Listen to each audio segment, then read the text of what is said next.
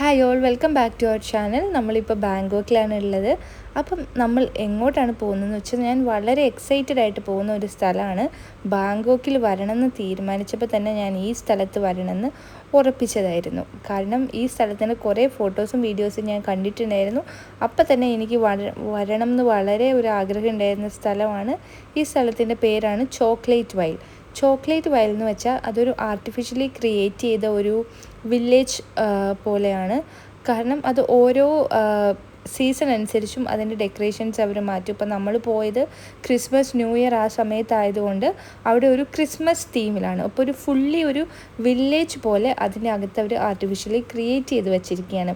അപ്പോൾ മെയിൻലി ഇത് കുട്ടികൾക്കായിരിക്കും കുറച്ചും കൂടെ ഒരു ഇൻട്രസ്റ്റിംഗ് ആയിരിക്കുക. കാരണം കുറേ സാന്റാക്ലോസിൻ്റെ വേഷത്തിൽ, അതേപോലെ അവർക്ക് ഇഷ്ടപ്പെടുന്ന രീതിയിൽ പ്രിൻസസിൻ്റെ വേഷത്തിൽ പെൺകുട്ടികളെയൊക്കെ അട്രാക്റ്റ് ചെയ്യാൻ വേണ്ടിയിട്ട് പ്രിൻസസ്, അതേപോലെ മിക്കി മൗസ്, അങ്ങനെ സൂപ്പർ ഹീറോസ്, അങ്ങനെയുള്ള എല്ലാ വേഷത്തിലും കുറേ ആൾക്കാരുണ്ടാകും.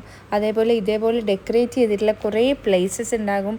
അതേപോലെ കുട്ടികൾക്ക് കളിക്കാൻ വേണ്ടിയിട്ട് കുറേ റൈഡ്സും കാര്യങ്ങളും, ആർട്ടിഫിഷ്യലി ക്രിയേറ്റ് ആയിട്ടുള്ള ഒരു വാട്ടർഫോളാണിത്. അതേപോലെ ഒരു സ്ട്രീമുണ്ട്, അതിൽ വേണമെങ്കിൽ ബോട്ടിങ് ചെയ്യാം.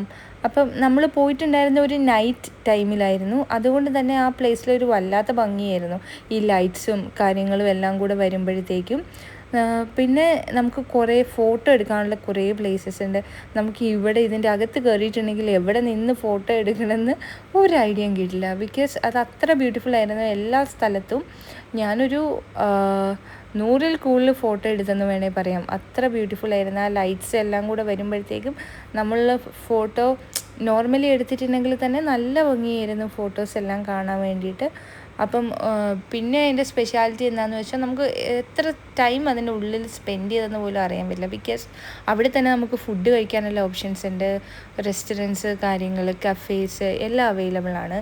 പിന്നെ ഒരു പെർട്ടിക്കുലർ ടൈം ആകുമ്പോഴത്തേക്കും അവിടെ ഒരു സ്നോഫോൾ വരും. സ്നോഫോൾ മീൻസ് അതും ഒരു ആർട്ടിഫിഷ്യലി ക്രിയേറ്റ് ആയിട്ടുള്ള സ്നോ ആണ്.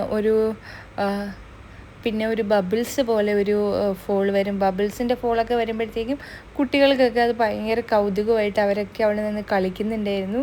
കുട്ടികളെന്ന് മാത്രമല്ല, വലിയ ആൾക്കാർ വരെ അത് എൻജോയ് ചെയ്യുന്നുണ്ടെങ്കിൽ അത്രയ്ക്ക് ബ്യൂട്ടിഫുൾ ആയിരിക്കണമല്ലോ.